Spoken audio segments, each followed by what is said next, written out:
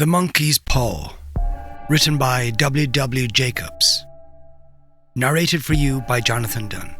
Original publication year 1902. This work is in the public domain. Production and narration copyright 2025. Jonathan Dunne.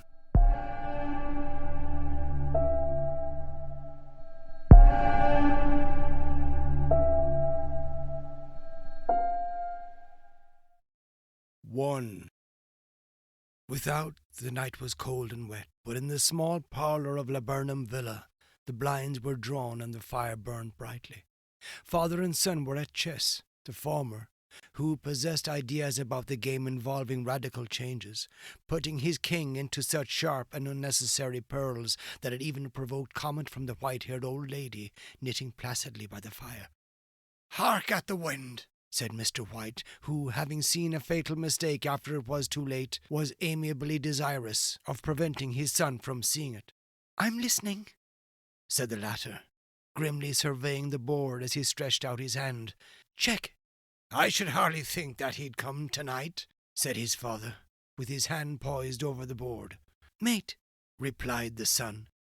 "That's the worst of living so far out," bawled Mr. White, with sudden and unlooked-for violence. "Of all the beastly, slushy, out-of-the-way places to live in, this is the worst. Pathway's a bog, and the road's a torrent. I don't know what people are thinking about. I suppose because only 2 houses in the road are let, they think it doesn't matter." "Never mind, dear," said his wife, soothingly. "Perhaps you'll win the next one." Mr. White looked up sharply, just in time to intercept a knowing glance between mother and son. The words died away on his lips, and he hid a guilty grin in his thin, grey beard. "There he is," said Herbert White, as the gate banged to loudly and heavy footsteps came toward the door. The old man rose with hospitable haste, and opening the door was heard condoling with the new arrival. The new arrival also condoled with himself, so that Mrs. White said, "Tsk," and coughed gently as her husband entered the room, followed by a tall, burly man, beady of eye and rubicund of visage. "Sergeant Major Morris," he said, introducing him. The sergeant major shook hands, and taking the proffered seat by the fire, watched contentedly while his host got out whisky and tumblers and stood a small copper kettle on the fire. At the 3rd glass his eyes got brighter, and he began to talk, the little family circle regarding with eager interest this visitor from distant parts, as he squared his broad shoulders in the chair and spoke of wild scenes and doughty deeds, of wars and plagues and strange peoples. 21 years of it," said Mr. White, nodding at his wife and son. "When he went away he was a slip of a youth in the warehouse, and now look at him." "He don't look to have taken much harm," said Mrs. White politely. "I'd like to go to India myself," said the old man. "Just to look around a bit, you know." "Better where you are," said the sergeant major, shaking his head. He put down the empty glass and, sighing softly, shook it again. "I should like to see those old temples and fakirs and jugglers," said the old man. "What was that you started telling me the other day, about a monkey's paw or something, Morris?" "Nothing," said the soldier hastily. "Leastways, nothing worth hearing." "Monkey's paw?" said Mrs. White curiously. "Well, it's just a bit of what you might call magic, perhaps," said the sergeant major, offhandedly. His 3 listeners leaned forward eagerly.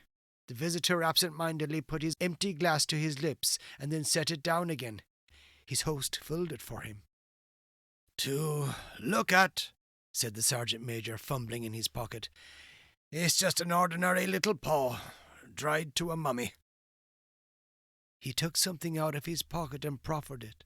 Mrs. White drew back with a grimace, but her son, taking it, examined it curiously. "And what is there special about it?" inquired Mr. White, as he took it from his son, and having examined it, placed it upon the table. "It had a spell put on it by an old fakir," said the sergeant major. "A very old holy man. He wanted to show that fate ruled people's lives, and that those who interfered with it did so to their own sorrow. He put a spell on it so that 3 separate men could each have 3 wishes from it." His manner was so impressive that his hearers were conscious that their light laughter jarred somewhat. "Well, why don't you have 3, sir?" said Herbert White cleverly. The soldier regarded him in the way that middle age is wont to regard presumptuous youth. "I have," he said quietly, and his blotchy face whitened. "And did you really have the 3 wishes granted?" asked Mrs. White. "I did," said the sergeant major, and his glass tapped against his strong teeth. "And has anybody else wished?" persisted the old lady. "The first man had his 3 wishes, yes," was the reply. "I don't know what the first 2 were, but the third was for death. That's how I got the paw." His tones were so grave that a hush fell upon the group.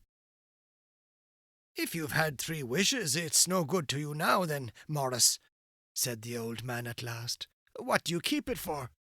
The soldier shook his head. "Fancy, I suppose," he said slowly. "I did have some idea of selling it, but I don't think I will. It has caused enough mischief already. Besides, people won't buy. They think it's a fairy tale, some of them, and those who do think anything of it want to try it first and pay me afterward." "If you could have another 3 wishes," said the old man, eyeing him keenly, "would you have them?" "I don't know," said the other. "I don't know." He took the paw and, dangling it between his forefinger and thumb, suddenly threw it upon the fire. White, with a slight cry, stooped down and snatched it off. "Better let it burn," said the soldier solemnly.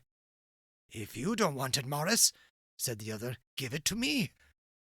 "I won't," said his friend doggedly. "I threw it on the fire. If you keep it, don't blame me for what happens. Pitch it on the fire again like a sensible man." The other shook his head and examined his new possession closely. "How do you do it?" he inquired. "Hold it up in your right hand and wish aloud," said the sergeant major. "But I warn you of the consequences." "Sounds like the Arabian Nights," said Mrs. White as she rose and began to set the supper.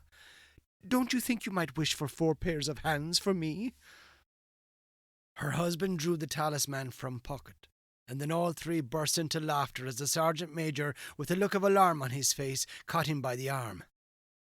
"If you must wish," he said gruffly, "wish for something sensible." Mr. White dropped it back in his pocket, and placing chairs, motioned his friend to the table. In the business of supper, the talisman was partly forgotten, and afterward the 3 sat listening in an enthralled fashion to a second installment of the soldier's adventures in India. "If the tale about the monkey's paw is not more truthful than those he had been telling us," said Herbert, just as the door closed behind their guest, just in time for him to catch the last train, "we shan't make much out of it." "Did you give him anything for it, father?" inquired Mrs. White, regarding her husband closely. "A trifle," said he, colouring slightly. "He didn't want it, but I made him take it, and he pressed me again to throw it away." "Likely," said Herbert with pretended horror. "Why, we're going to be rich and famous and happy. Wish to be an emperor, father, to begin with. Then you can't be henpecked." He darted around the table, pursued by the maligned Mrs. White, armed with an anti-macassar. Mr. White took the paw from his pocket and eyed it dubiously. "I don't know what to wish for, and that's a fact," he said slowly. "It seems to me I've got all I want." "If you only cleared the house, you'd be quite happy, wouldn't you?" said Herbert, with his hand on his shoulder. "Well, wish for £200 then. That'll just do it." His father, smiling shamefacedly at his own credulity, held up the talisman as his son, with a solemn face somewhat marred by a wink at his mother, sat down at the piano and struck a few impressive chords. "I wish for £200, said the old man distinctly. A fine crash from the piano greeted the words, interrupted by a shuddering cry from the old man. His wife and son ran toward him. "It moved!" he cried, with a glance of disgust at the object as it lay on the floor. "As I wished, it twisted in my hand like a snake." "Well, I don't see the money," said his son, as he picked it up and placed it on the table, "and I bet I never shall." "It must have been your fancy, father," said his wife, regarding him anxiously. He shook his head. "Never mind, though. There's no harm done.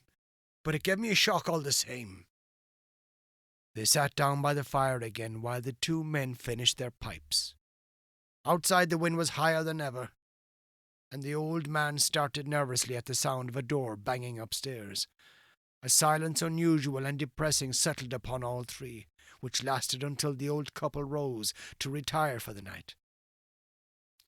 "I expect you'll find the cash tied up in a big bag in the middle of your bed," said Herbert as he bade them good night, "and something horrible squatting up on the wardrobe watching you as you pocket your ill-gotten gains."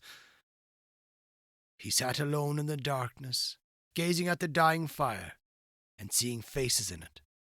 The last face was so horrible and so simian that he gazed at it in amazement.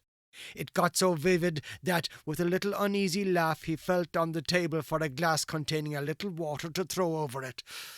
His hand grasped the monkey's paw, and with a little shiver he wiped his hand on his coat and went up to bed. 2.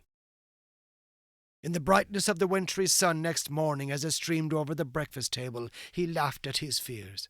There was an air of prosaic wholesomeness about the room which it had lacked on the previous night, and the dirty, shriveled little paw was pitched on the sideboard with a carelessness which betokened no great belief in its virtues. "I suppose all old soldiers are the same," said Mrs. White. "The idea of our listening to such nonsense! How could wishes be granted in these days? And if they could, how could £200 hurt you, father?" "Might drop on his head from the sky," said the frivolous Herbert. "Morris said the things happen so naturally," said his father, "that you might, if you so wished, attribute it to coincidence." "Well, don't break into the money before I come back," said Herbert as he rose from the table. "I'm afraid it'll turn you into a mean, avaricious man, and we shall have to disown you." His mother laughed, and following him to the door, watched him down the road, and returning to the breakfast table, was very happy at the expense of her husband's credulity. All of which did not prevent her from scurrying to the door at the postman's knock, nor prevent her from referring somewhat shortly to retired sergeant majors of bibulous habits when she found that the post brought a tailor's bill. "Herbert will have some more of his funny remarks, I expect, when he comes home," she said, as they sat at dinner. "I dare say," said Mr. White, pouring himself out some beer. "But for all that, the thing moved in my hand. That I'll swear to." "You thought it did," said the old lady soothingly. "I say it did," replied the other. "There was no thought about it. I had just— What's the matter?" His wife made no reply. She was watching the mysterious movements of a man outside, who, peering in an undecided fashion at the house, appeared to be trying to make up his mind to enter. In mental connection with the £200, she noticed that the stranger was well dressed, and wore a silk hat of glossy newness. 3 times he paused at the gate, and then walked on again. The 4th time he stood with his hands upon it, and then with sudden resolution flung it open and walked up the path. Mrs. White at the same moment placed her hands behind her, and hurriedly unfastening the strings of her apron, put that useful article of apparel beneath the cushion of her chair. She brought the stranger, who seemed ill at ease, into the room. He gazed at her furtively, and listened in a preoccupied fashion as the old lady apologized for the appearance of the room, and her husband's coat, a garment which he usually reserved for the garden. She then waited as patiently as her sex would permit for him to broach his business, but he was at first strangely silent. "I was asked to call," he said at last, and stooped and picked a piece of cotton from his trousers. "I come from Ma and Megan's." The old lady started. "Is anything the matter?" she asked breathlessly. "Has anything happened to Herbert? What is it? What is it?" Her husband interposed. There, mother, he said hastily. Sit down and don't jump to conclusions. You've not brought bad news, I'm sure, sir. And he eyed the other wistfully. I'm sorry, began the visitor. Is he hurt? Demanded the mother wildly. The visitor bowed in assent. Badly hurt, he said quietly. But he is not in any pain. Oh, thank God, said the old woman, clasping her hands. Thank God for that. She broke off suddenly as the sinister meaning of the assurance dawned upon her, and she saw the awful confirmation of her fears in the other's averted face. She caught her breath, and turning to her slower-witted husband, laid her trembling hand upon his. There was a long silence. He was caught in the machinery, said the visitor at length in a low voice. Caught in the machinery? Repeated Mr. White in a dazed fashion. Yes. He sat staring blankly out at the window, and taking his wife's hand between his own, pressed it as he had been wont to do in their old courting days nearly 40 years before. He was the only one left to us, he said, turning gently to the visitor. It is hard. The other coughed, and rising walked slowly to the window. The firm wished me to convey their sincere sympathy with you in your great loss, he said, without looking round. I beg that you will understand I am only their servant, and merely obeying orders. There was no reply. The old woman's face was white, her eyes staring, and her breath inaudible. On the husband's face was a look such as his friend the sergeant might have carried into his first action. I was to say that Ma and Meggins disclaim all responsibility, continued the other. They admit no liability at all, but in consideration of your son's services, they wish to present you with a certain sum as compensation. Mr. White dropped his wife's hand and, rising to his feet, gazed with a look of horror at his visitor. His dry lips shaped the words. How much? £200, was the answer. Unconscious of his wife's shriek, the old man smiled faintly, put out his hands like a sightless man, and dropped, a senseless heap, to the floor. 3. In the huge new cemetery, some 2 miles distant, the old people buried their dead, and came back to a house steeped in shadow and silence. It was all over so quickly that at first they could hardly realize it, and remained in a state of expectation as though of something else to happen, something else which was to lighten this load, too heavy for old hearts to bear. But the days passed, and expectation gave place to resignation, the hopeless resignation of the old, sometimes miscalled apathy. Sometimes they hardly exchanged a word, for now they had nothing to talk about, and their days were long to weariness. It was about a week after the old man, waking suddenly in the night, stretched out his hand and found himself alone. The room was in darkness, and the sound of subdued weeping came from the window. He raised himself in bed and listened. "Come back," he said tenderly. "You will be cold." "It is colder for my son," said the old woman, and wept afresh. The sound of her sobs died away on his ears. The bed was warm, and his eyes heavy with sleep. He dozed fitfully, and then slept until a sudden wild cry from his wife awoke him with a start. "The paw!" she cried wildly. "The monkey's paw!" He started up in alarm. Where is it? What's the matter?" She came stumbling across the room toward him. "I want it," she said quietly. "You've not destroyed it?" "It's in the parlour on the bracket," he replied, marvelling. "Why?"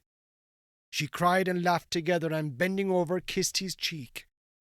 "I only just thought of it," she said hysterically. "Why didn't I think of it before? Why didn't you think of it?" "Think of what?" he questioned. "The other 2 wishes," she replied rapidly. "We've only had one." "Was that not enough?" he demanded fiercely. "No!" she cried triumphantly. "We'll have one more. Go down and get it quickly, and wish our boy alive again." The man sat up in bed and flung the bedclothes from his quaking limbs. "Good God, you are mad!" he cried aghast. "Get it!" she panted. "Get it quickly and wish, oh, my boy, my boy!" Her husband struck a match and lit the candle. "Get back to bed," he said unsteadily. "You don't know what you're saying." "We had the first wish granted," said the old woman feverishly. "Why not the second?" "A coincidence," stammered the old man. "Go and get it and wish," cried his wife, quivering with excitement. The old man turned and regarded her, and his voice shook. "He has been dead 10 days, and besides I would not tell you else, but I could only recognize him by his clothing. It was too terrible for you to see him. How now? Bring him back," cried the old woman, and dragged him toward the door. "Do you think I fear the child I have nursed?" He went down in the darkness and felt his way to the parlour, and then to the mantelpiece. The talisman was in its place, and a horrible fear that the unspoken wish might bring his mutilated son before him ere he could escape from the room seized upon him, and he caught his breath as he found that he had lost the direction of the door. His brow cold with sweat, he felt his way around the table and groped along the wall until he found himself in the small passage with the unwholesome thing in his hand. Even his wife seemed changed as he entered the room. It was white and expectant, and to his fears seemed to have an unnatural look upon it. He was afraid of her. "Wish!" she cried in a strong voice. "It is foolish and wicked," he faltered. "Wish!" repeated his wife. He raised his hand. "I wish my son alive again." The talisman fell to the floor, and he regarded it fearfully. Then he sank trembling into a chair as the old woman with burning eyes walked to the window and raised the blind. He sat until he was chilled with the cold, glancing occasionally at the figure of the old woman peering through the window. The candle end, which had burned below the rim of the china candlestick, was throwing pulsating shadows on the ceiling and walls until, with a flicker larger than life, it expired. The old man, with an unspeakable sense of relief at the failure of the talisman, crept back to his bed. And a minute or two afterwards the old woman came silently and apathetically beside him. Neither spoke, but lay silently listening to the ticking of the clock. A stair creaked, and a squeaky mouse scurried noisily through the wall. The darkness was oppressive, and after lying for some time screwing up his courage, he took the box of matches and, striking one, went downstairs for a candle. At the foot of the stairs the match went out, and he paused to strike another, and at the same moment a knock, so quiet and stealthy as to be scarcely audible, sounded on the front door. The matches fell from his hand and spilled in the passage. He stood motionless, his breath suspended until the knock was repeated. Then he turned and fled swiftly back to his room, and closed the door behind him. A third knock sounded through the house. "What's that?" cried the old woman, starting up. "A rat," said the old man in shaking tones. "A rat. It passed me on the stairs." His wife sat up in bed listening. A loud knock resounded through the house. "It's Herbert!" she cried. "It's Herbert!" She ran to the door, but her husband was before her, and catching her by the arm, held her tightly. "What are you going to do?" he whispered hoarsely. "It's my boy! It's Herbert!" she cried, struggling mechanically. "I forgot it was 2 miles away. What are you holding me for? Let's go. I must open the door." "For God's sake, don't let it in," cried the old man, trembling. "You're afraid of your own son," she cried, struggling. "Let me go. I'm coming, Herbert. I'm coming, Herbert. I'm coming." There was another knock, and another. The old woman with a sudden wrench broke free and ran from the door. Her husband followed to the landing and, calling after her appealingly as she hurried downstairs, he heard the chain rattle back and the bottom bolt drawn slowly and stiffly from the socket. Then the old woman's voice, strained and panting. "The bolt!" she cried loudly. "Come down, I can't reach it." But her husband was on his hands and knees, groping wildly on the floor in search of the paw. If he could only find it before the thing outside got in. A perfect fusillade of knocks reverberated through the house, and he heard the scraping of a chair as his wife put it down in the passage against the door. He heard the creaking of the bolt as it came slowly back, and at the same moment he found the monkey's paw, and frantically breathed his third and last wish. The knocking ceased suddenly, although the echoes of it were still in the house. He heard the chair drawn back, and the door opened. A cold wind rushed up the staircase, and a long, loud wail of disappointment and misery from his wife gave him courage to run down to her side, and then to the gate beyond. The street lamp flickering opposite shone on a quiet and deserted road. The end. This has been The Monkey's Paw by W. Jacobs. Narrated for you by Jonathan Dunne. Original publication year 1902. This work is in the public domain. Production and narration copyright 2025. Jonathan Dunne.